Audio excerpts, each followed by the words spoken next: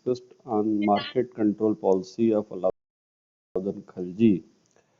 अलाउद्दीन खिलजी की बाजार नियंत्रण नीति या मूल्य नियंत्रण नीति के बारे में हम लोग आज डिस्कस करेंगे। बट एक बार फिर से हम आपको बताना चाहेंगे कि ये जो हिस्सा है वह अलाउद्दीन खिलजी के आर्थिक सुधार से ही संबंधित है ना।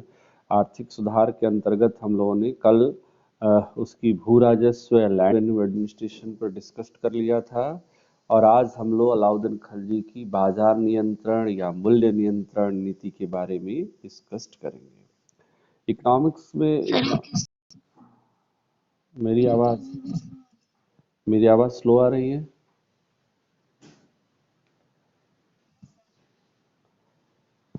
मेरी आवाज स्लो आ रही है, सुनाई पड़ रही है ना? हेलो, हाँ, ओके। तो इकोनॉमिक्स के बहुत से स्टूडेंट्स होंगे, हम थोड़ा सा उनसे जानना चाहेंगे कि मूल्य नियंत्रण का मतलब क्या होता है बच्चों, या बाजार नियंत्रण या मार्केट कंट्रोल से क्या आशय है?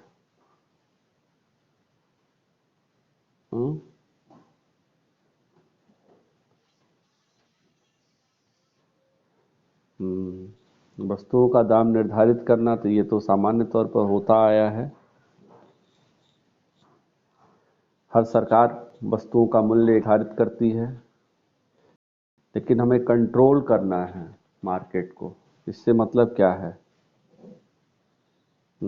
आपने देखा होगा मार्केट में कभी वस्तु का मूल्य बहुत ज़्यादा बढ़ जाता है, मुद्रास्फीति जिसको इन्फ्लेशन कहते हैं बहुत ज़्यादा हाई हो जाता है, या कभी कभी बहुत ज़्यादा डाउन हो जाता है रेट, है ना।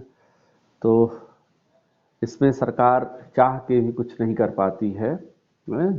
आपने देखा होगा कि अगर आलू किसी समय 5 रुपये के जी बिकता था, आज 10 रुपये के जी बिकता है, किसी समय भी 40 रुपये के जी बिक रहा था, है। तो वस्तु के मूल्य में इन्फ्लेशन होता रहता है, उतार चढ़ाव होता रहा है। मुद्रा का मूल्य जो है कभी बढ़ जाता है, कभी घट जाता है, मंदी का दौर आ जाता है बीच बीच में। क्यों? I am right? Okay. But Alauddin Khalji was the first Muslim ruler in medieval India who tried to control inflation, है ना, जिसने मुद्रास्फीति को कंट्रोल करने का प्रयास किया और उसने वस्तुओं का मूल्य निर्धारित किया। जैसा भी एक बच्ची ने कहा, बहुत अच्छी बात उसने कही कि वस्तुओं का मूल्य निर्धारित करना। वस्तुओं का मूल्य उसने निर्धारित किया, प्रत्येक वस्तु का मूल्य निर्धारित किया, और सबसे बड़ी महत्वपूर्ण बात ये थी कि वे जो वस्तु उसने निर्धारित कर दिए, जो रेट उसने फिक्स्ड कर दिया, वह रेट जो है उसके शासनकाल तक न तो बढ़े और न ही घटे, यानी मूल्य की कांस्टेंट रहना उसका एक बड़ा अचीवमेंट था उसके शासन काल में। इसीलिए उसकी इस पॉलिसी को हम लोग पढ़ते हैं, है ना। अलाउद्दीन खिलजी की बाजार नियंत्रण नीति या मूल्य नियंत्रण नीति का मतलब ही यही है कि जिन वस्तुओं का मूल्य उसने निर्धारित कर दिया, चाहे वो आपका क्लॉथ मार्केट हो, चाहे ग्रेन मार्केट्स हो, चाहे आपका एनिमल्स मार्केट हो, चाहे स्लेव मार्केट हो, ये सभी प्रकार की हो, मनुष्य हो यानी स्लेव हो, सबके दाम उसने निर्धारित कर दिए। और सबसे बड़ी बात ये थी कि निर्धारित मूल्य पर ही वस्तुएं बेची जा सकती थी, खरीदी जा सकती थी। उससे कम, उससे ज़्यादा पर न तो बेची जा सकती थी और न ही खरीदी जा सकती थी। यह अलाउद्दीन खिलजी के मूल्य नियंत्रण की सबसे बड़ी उपलब्धि मानी जाती है।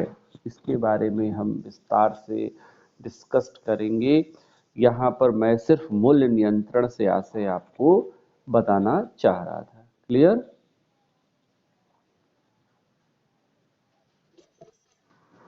ओके। अब प्रश्न यह उठता है कि अलाउद्दीन खिलजी ने इस प्रकार की मूल्य नियंत्रण नीति या बाजार को कंट्रोल करने की पॉलिसी क्यों अपनाई, उसके ऑब्जेक्टिव्स क्या थे। इस संदर्भ में इतिहासकारों के भिन्न भिन्न विचार हैं, different different views of historians about market control policy of Alauddin Khilji. Case Lal and Moreland, he was worked on uh, history of Alauddin Khilji.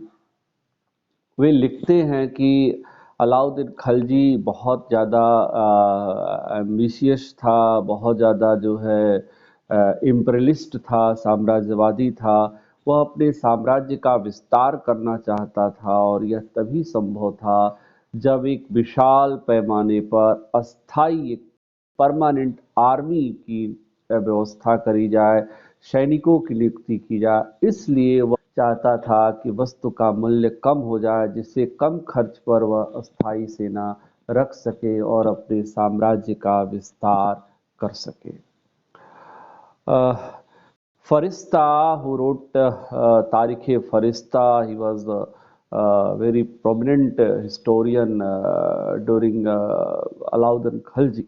He wrote about it कि अलाउद्दीन खिलजी के शासन काल में 50,000 स्लैब्स थे और इनका खर्च अगर राजकोष से चलाया जाता तो जो है आधे समय में ही उनका कहना है कि पूरा का पूरा जो खर्च है वह इतना अधिक खर्च था कि अगर 50% कर्ज उसने लगाया था और विभिन्न प्रकार के अन्य टैक्सेज, वेरियस डिफरेंस टाइप्स के टैक्सेस लगाने के बावजूद, यहाँ तक कि जो गोल्ड था, जो सिल्वर था, उसको सिक्कों में, कॉइन्स में परिवर्तित करने के बावजूद भी राज्य की जो आवश्यकताएं थी वह पूरी नहीं हो पाती थी।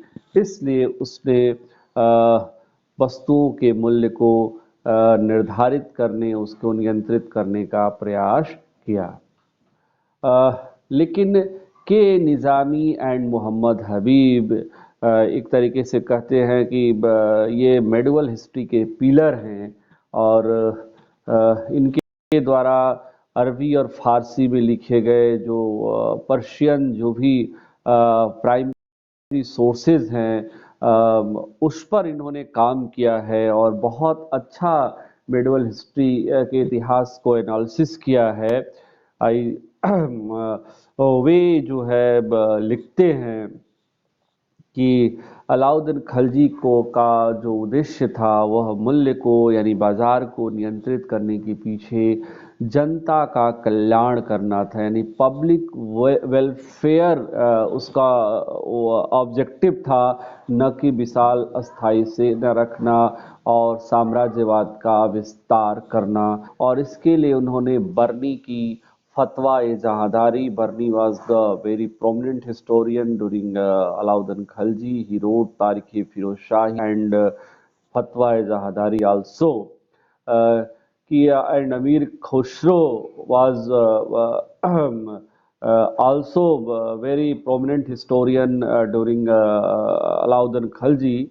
आप सभी अमीर खुसरो के बारे में नाम सुना होगा, जिसने खजाइनुल फुतूह लिखी थी। और इसके अलावा हामिद कलंदर जिसने कि अलाउद्दीन खिलजी के साथ डायलॉग किया था, वार्ता किया था, उसके जो सोर्सेज हैं उसके आधार पर इनका यह विचार है, यानी कि इन्होंने उसका बाकायदे अध्ययन किया है बर्नी का, अमीर खुसरो का, हामिद कलंदर और द्वारा जो काजी मुगिशुद्दीन हमीदुद्दीन था, मलिक तुजार और अलाउद्दीन खिलजी के बीच जो वार्ता हुई थी उसका सारांश जो है हामिद कलंदर ने प्रस्तुत किया है। इन समकालीन स्रोतों से भी इसकी पुष्टि होती है कि अलाउद्दीन खिलजी की जो बाजार नियंत्रण का जो उद्देश्य था, जो ऑब्जेक्टिव था, वह जनता के कल्याण पर आधारित था। जैसा कि बर्नी तारीख-ए-फिरोजशाही में तो आर्थिक सुधारों का जिक्र करता है और उसमें सेना की भी बात करता है, लेकिन साथ ही साथ आगे जब वह फतवा-ए-जहांदारी लिखता है तो उसमें स्पष्ट तौर पर वो लिखता है कि मूल्य का नियंत्रण जनता की भलाई के लिए एक उपाय है, जो जनता के कल्याण के लिए सदैव ही आवश्यक है। जिस प्रकार वस्तुओं के मूल्य का सस्ते होने से अस्थायी सेना रखने में की जरूरत है, का सेना को उचित संगठन के लिए आवश्यक है, ठीक उसी प्रकार से जीवन निर्वाह के लिए यानी डेली रूटीन की जो आवश्यक वस्तुएं हैं उनकी सस्ता होने बिना भी राज्य में समृद्धि यानी कि डेवलपमेंट और पब्लिक का कल्याण नहीं हो सकता है।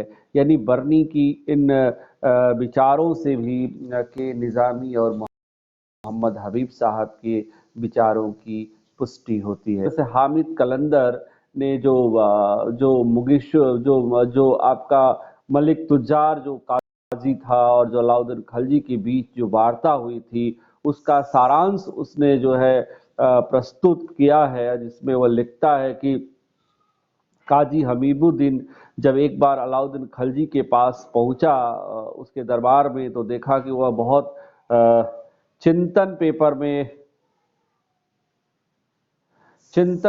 में वह बहुत ज़्यादा चिंतन में डूबा हुआ था। और जब उसने चिंतित होने का कारण पूछा काजी ने, तो अलाउद्दीन खलजी ने कहा कि मैं सोच रहा हूं कि मैं ऐसा क्या करूं जिससे कि हमारे साम्राज्य की जनता को लाभ प्राप्त हो सके।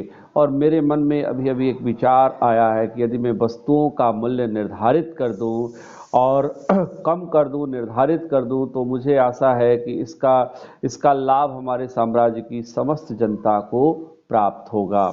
ठीक इसी तरह से अमीर खुसरो भी खजाइनुल फुतूह में यह स्पष्ट करता है कि अलाउद्दीन खलजी की आर्थिक सुधार सेना के साथ होकर के जनता के कल्याण पर आधारित है। इन तर्कों के आधार पर यह कहना तो अत्यंत ही मुश्किल है कि आर्थिक सुधार केवल सेना को ध्यान में रख करके किए गए थे, लेकिन यह तथ्य जरूर कहा जा सकता है कि इसका वास्तविक उद्देश्य साम्राज्य की जनता का कल्याण करना था। सेना में सुधार या विशाल अस्थायी सेना रखना उसका एक हिस्सा था। तो ये उसका ऑब्जेक्टिव था। यहाँ पर चूंकि सारे समकालीन सोर्सेज से ये जानकारी मिलती है, जो भी प्राइमरी सोर्सेज हैं उनसे यह जानकारी हमें मिलती है कि, और इस कारण से हम यह कह सकते हैं कि निजामी और मोहम्मद हबीब साहब के जो विचार हैं प्रासंगिक हैं, और अलाउद्दीन खलजी की जो बाजार नियंत्रण जो नीति थी, जो पॉलिसी थी, उसके पीछे उसका ऑब्जेक्टिव सेना के रखरखाव और विशाल अस्थायी सेना के साथ साथ जनता के कल्याण पर आधारित थे। क्लियर बेटा?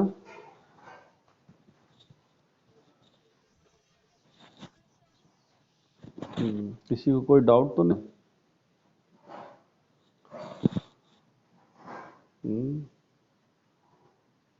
कोई डाउट्स? नो? ओके। अब हम लोग आगे बढ़ते हैं। अब देखिए, इसमें अब आपको कुछ नहीं करना। कल कुछ बच्चों ने कहा था कि सर इतना ज़्यादा है कैसे लिखेंगे। अब आपको कुछ नहीं करना। ये तो आपको हमने बता दिया कि मूल्य नियंत्रण क्या था और उसके पीछे ऑब्जेक्टिव क्या था। अब आपको लिखना है या करना है कि कौन कौन से मार्केट थे। अलाउद्दीन खलजी ने वस्तु का जो मूल्य निर्धारित किया वह मूलतः 4 प्रकार के मार्केट और उसके लिए एक्ट जो है अधिनियम उसने बनाए थे। जो बाजार मूलतः थे मुख्य रूप से वे जो थे मॉडल पेपर से करते हैं। ये बीच बीच में इस तरह के क्वेश्चन क्यों करते हो बेटा? अपने आप को कंसंट्रेट करो लेक्चर पर। अगर मन नहीं लग रहा है तो प्लीज लेफ्ट हो जाइए, लीव हो जाइए, है ना? मुझे ये पसंद नहीं है कि बीच बीच में आप मैसेज करते हो। आप क्यों मैसेज ऐसा करते हो बेटा कि मॉडल पेपर दे दीजिए, क्वेश्चन बता दीजिए? लेक्चर में दे रहा हूँ, लेक्चर कंसर्न। मैं तो खुद लास्ट में आपसे पूछता हूँ कि क्या प्रॉब्लम है, आपको समझ में आया नहीं आया, क्या पूछना है, क्या जानना है। बीच बीच में एक एक मैसेज भेजते रहते हो कि मॉडल पेपर बता दीजिए, क्वेश्चन पेपर बता दीजिए। ये रॉन्ग वे बेटा, ये ऐसा न करिए प्लीज। सबसे मेरी दरख्वास्त है, गुजारिश है, अपने को अगर आप लेक्चर पर कंसंट्रेट, आपको ज्यादा फायदा मिलेगा। हमको क्या है,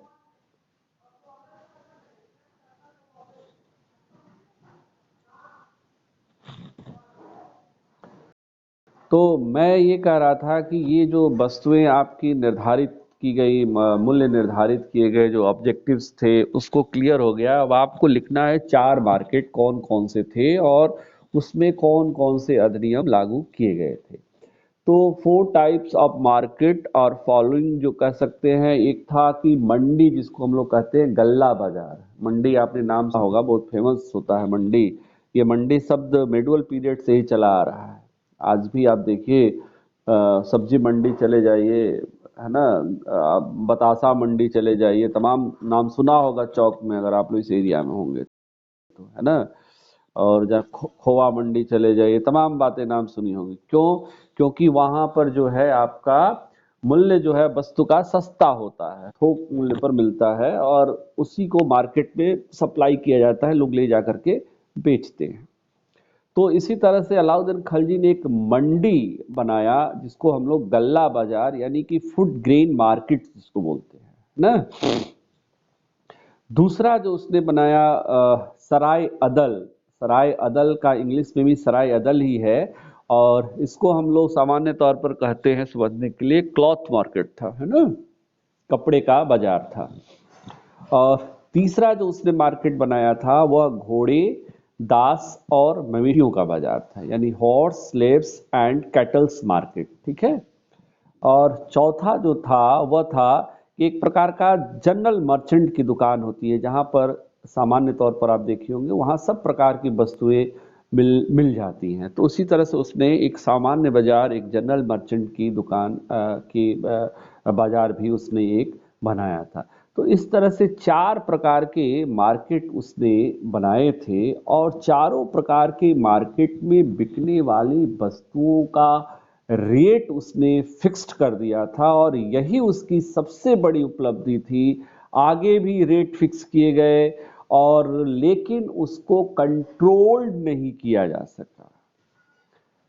वस्तु के मूल्य कभी घट जाते थे, कभी बढ़ जाते थे। आज आप 21 सेंचुरी में भी जी रही हैं, लेकिन आज भी देखिए कि मुद्रास्फीति हमारी कांस्टेंट नहीं रहती है, फ्लक्चुएट करती रहती है। कभी वस्तु का मूल्य बढ़ जाता है, कभी वस्तु का मूल्य घट जाता है। लेकिन अलाउद्दीन खलजी के शासनकाल की यह सबसे बड़ी उपलब्धि थी कि वह जब तक जीवित रहा उसके शासनकाल में उसके द्वारा निर्धारित की गई वस्तु के मूल्य न तो घटे और न ही बढ़े। इस चीज को आपको ध्यान रखना है कि यह बहुत बड़ी उपलब्धि थी और इसको आपको लिखना होगा। अब आप देखिए, मंडी या गल्ला बाजार या जो हमने बोला आपको कि फूड ग्रेन मार्केट्स, इसमें यह है कि प्रत्येक नगर में आप भी आज भी देखिए हर शहर में एक मंडी होती है ना। एक सेंट्रल मंडी होती है, केंद्रीय मंडी, जैसे आपका मुंडेरा में इस समय इलाहाबाद में है मंडी, सबसे बड़ी मंडी है, उसी को केंद्रीय गल्ला मंडी कहा, जहां पर वस्तुओं का क्रय विक्रय किया जाता था। तो अलाउद्दीन खलजी ने नगर की प्रत्येक मोहल्ले में केंद्रीय गल्ला मंडी की स्थापना की जहां पर वस्तुओं का क्रय विक्रय यानी अनाज का क्रय विक्रय किया जाता था, जिसके द्वारा बर्नी जो है इसके बारे में विस्तृत विवरण हमें प्रदान करता है। और इसके लिए अलाउद्दीन खलजी ने विभिन्न प्रकार के अधिनियम बनाए थे। जो एक पहला जो अधिनियम था इसमें ये था कि गल्ले का जो मूल्य था यानी अनाज का जो मूल्य था वह निश्चित करने से संबंधित था, यानी first act was drop price control ना। तो ये जो है मवेशी मतलब कैटल्स, जानवर, तो ये एक बड़ी महत्वपूर्ण बात थी कि अलाउद्दीन खलजी ने प्रत्येक मोहल्ले में केंद्रीय गल्ला मंडी बनाई जहां वस्तुओं का क्रय विक्रय किया जाता था। वस्तु मतलब अनाज का, ग्रेन्स का, फूड ग्रेन्स का अनाज विक्रय किया जाता था। इसके लिए उसने एक अधिनियम बनाया। पहले अधिनियम में जो है अन्य का गल्ले का जो अनाज का मूल्य जो था वह निश्चित करने से संबंधित था, यानी कि first act was drop price constant, है ना। और इसमें आप ये देखिए कि जो निर्धारित किए गए जब वस्तुओं के मूल्य थे उनसे गेहूं, जैसे बनता ना अनाज सामान्य तौर पर हम लोग खाते हैं, गेहूं है ना, चावल है, आपका जौ है, चना है ना। तो उसमें जो है गेहूं जैसे है, गेहूं का जो है मूल्य बिट है उसमें 7.5 जीतल प्रति मन पर मन, है ना। इसी तरह से चावल है, राइस है, तो 5 जीतल प्रति मन। इसमें सबका मूल्य आपको नहीं लिखना है, यहाँ पर ही आपको करेक्शन करना होगा कि ये आपको केवल एग्जाम्पल के तौर पर एक दो किसी का आप लिख दीजिए। आप जो है चने का लिख दीजिए, आप जो है चावल का या गेहूं का, एक दो कोई भी लिख सकते हैं, है ना। जीतल का मतलब होता है नाम था, तांबे का जीतल। जैसे मुद्रा आपका नाम है रुपया, आज की भारत सरकार की मुद्रा का नाम रुपया है। उसी तरह से उस समय जो मार्केट में मुद्रा चल रही थी उसका नाम था, आप लोगों ने पढ़ा था कि चांदी का टंका और तांबे का जीतल। तमीज वाज इंट्रोड्यूस्ड जो है कि आपका चांदी का टंका एंड तांबे का जीतल, है ना। कापर के सिक्के को जीतल कहा जाता था और चांदी के सिक्के को टंका कहा जाता था। तो ये मूल्य जो निर्धारित किया गया था वह जीतल में किया गया था, यानी गेहूं का जो मूल्य था वह 7.5 जीतल पर मिंट, है ना, प्रति मन। चावल, जौ, चना, मोठ, एक दो का आपको नाम लिखना होगा, बाकी का नहीं लिखना होगा। इसके बाद आपको लिखना होगा ये चीज कि अलाउद्दीन खलजी जब तक जीवित रहा तब तक इसमें कोई वृद्धि नहीं हुई, चाहे वर्षा हो या न हो। मूल्य की स्थिरता उसकी शासनकाल की सबसे बड़ी उपलब्धि थी, अद्भुत घटना थी। ठीक है। अब ये आपको फिर यहाँ पर इसके बाद से फिर दूसरा अधिनियम जिसमें आप ये दिखाएंगे कि भाई मार्केट को कैसे कंट्रोल किया जाएगा। कोई तो एक देखरेख करने वाला होगा कि मार्केट में वस्तुएं उचित मूल्य पर, सरकार द्वारा निर्धारित मूल्य पर बिक रही हैं या नहीं बिक रही हैं, है ना। बाय और सेल सही मूल्य पर किया जा रहा है कि नहीं किया जा रहा है। तो उसने इसके लिए क्या किया कि एक गल्ला मंडी का नियंत्रक, जिसको हम लोग कहते हैं सहनाए मंडी, इंग्लिश में भी लिखते हैं सहनाए मंडी, यानी कि मार्केट कंट्रोल ऑफिसर। सहनाए मंडी was the market control officer, है ना। और उसको ये अधिकार दिया गया कि वह जो है मार्केट को अपने तरीके से उसकी पूरी नियम जांच पड़ताल करे और यह देखे कि वस्तुएं सही मूल्य पर बेची जा रही हैं या नहीं बेची जा रही हैं। अगर ऐसा नहीं है तो उसके लिए कठोर दंड की प्रावधान किए गए थे। इसके बाद जनता को सरकारी मूल्य पर कम रेट पर वस्तुओं को कैसे सप्लाई किया जाएगा, मंडी में कैसे भेजा जाएगा, इसके लिए उसने क्या किया कि गल्ला को यानी अनाज को, फूड ग्रेन्स को गोदाम में जो है प्रिजर्व करने के लिए एक अधिनियम पारित किया। और उसमें यह आदेश दिया गया था कि जो है अनाज वसूल किया जाएगा, वह अनाज को लगान को अनाज रूप में वसूल करके उसको गोदाम में रखा जाएगा। इसके बाद उसने एक अधिनियम बनाया जिसमें कहा कि साम्राज्य में गल्ले का जो भी परिवहन करने वाले, जो यातायात ट्रांसपोर्ट करने वाले जो भी ऑफिसर्स हैं वो सहनाए मंडी के ही अधीन होंगे। इसके अलावा उसने जो करप्शन था, जो मुनाफाखोरी थी, जो भ्रष्टाचार था, उसको भी कठोरता पूर्वक दमन करने के लिए उसने कठोर दंड का प्रावधान किया और इसके लिए भी अधिनियम पारित किया। इसके अलावा किसानों को उसने अधिनियम में पारित किया कि जो है सीधे डायरेक्ट मंडी में ले आकर के उनको बेचना होगा।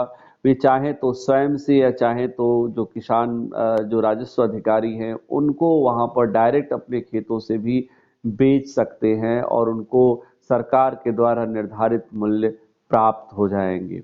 दूसरा अधिनियम, उसने एक अन्य अधिनियम ये पारित किया कि जो भी ये मार्केट से संबंधित सूचनाएं अधिनियम के द्वारा दी गई हैं या नियम लागू किए गए हैं, उसकी प्रतिदिन क्या कार्रवाई की जा रही है उसकी रिपोर्ट जो है उसको प्राप्त करने से संबंधित था। वह रिपोर्ट उस 3 प्रकार के स्रोतों से, सोर्सेस से प्राप्त होती थी। एक तो जैसा मैंने बताया कि सहनाए मंडी was the market control officer, वह डेली का डेली सारी सूचनाएं अलाउद्दीन खलजी को प्रदान करता था।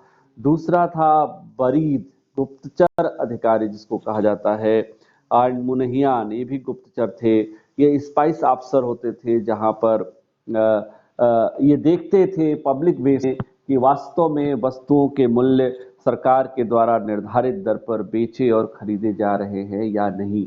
यदि ऐसा ये पता चल जाता था कि जो कोई भी व्यापारी अगर ऐसा नहीं कर रहा है तो उसके खिलाफ इतने कठोर दंड का प्रावधान किया जाता था, वर्णी लिखता है, कि लोग मरने की या मृत्यु की कामना कर लगते थे। तो एक बहुत बड़ी बात थी।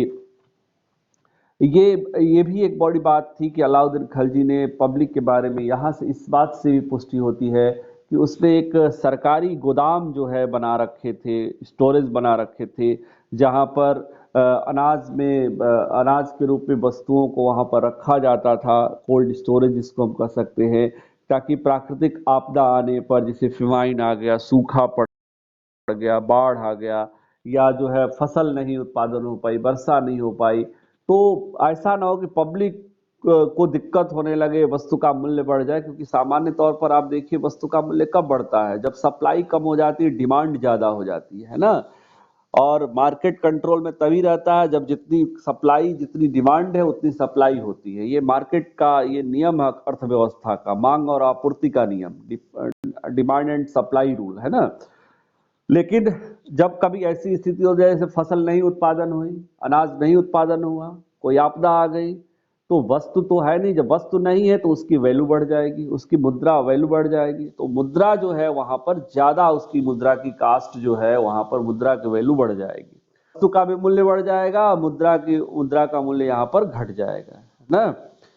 तो ये चीज न होने पाए, इसके लिए उसने एक जो है गोदाम बना रखे थे, ताकि प्राकृतिक आपदा आने पर जो है लोगों को उचित मूल्य, उसी रेट पर वस्तु सप्लाई किया जा सके। इससे उसने जैसे पब्लिक जो है डिस्ट्रीब्यूशन डिपार्टमेंट है, सार्वजनिक वितरण, जहां पर आप देखिए एपीएल, बीपीएल और तमाम जो है राशन कार्ड लेकर के लोग जाते हैं अनाज खरीदने के लिए। तो राशनिंग सिस्टम भी उसने किया था, जहां ये कहा था कि प्रत्येक परिवार को जो है प्राकृतिक आपदा आने पर या ऐसी स्थिति उत्पन्न होने पर काल के समय पे आधा मन, यानी आधा जो है, हाफ जो है आपका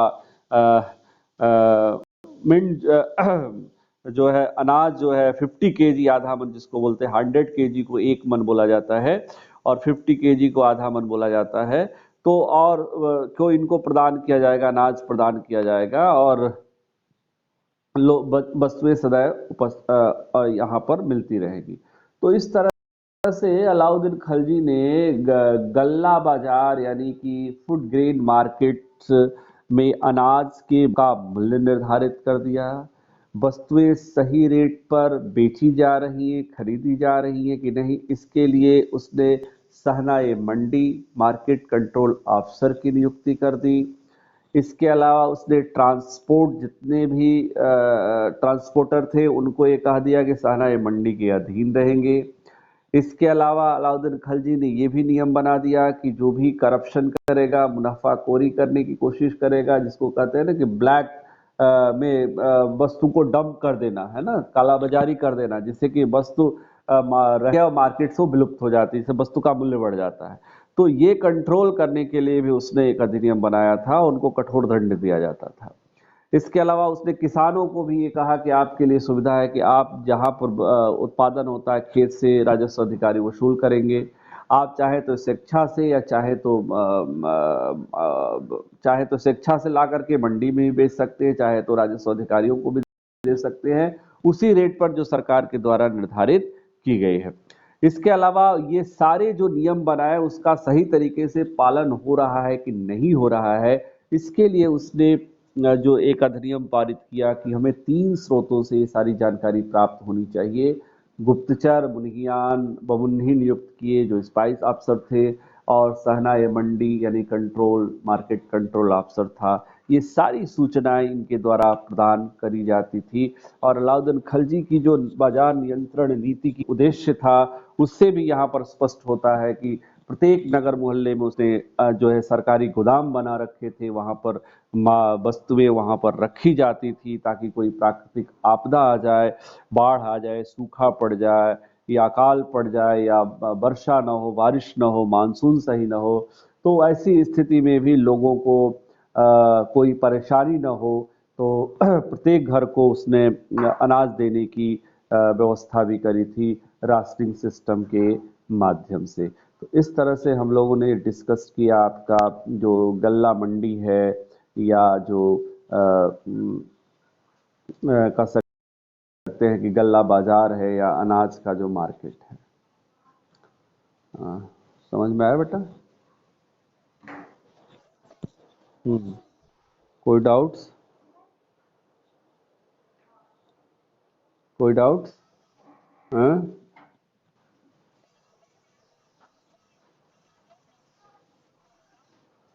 हाँ, बाजार नियंत्रण नीति से एक ही प्रश्न बनेगा। हमने आपको कल भी बताया था, आज भी बताया कि प्रश्न आता है अलाउद्दीन खिलजी की आर्थिक सुधार।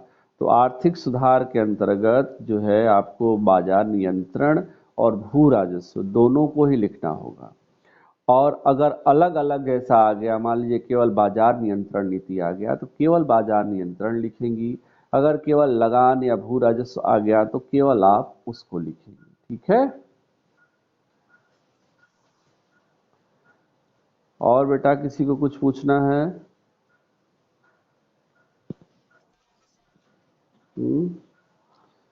All doubts are clear? बोलिए।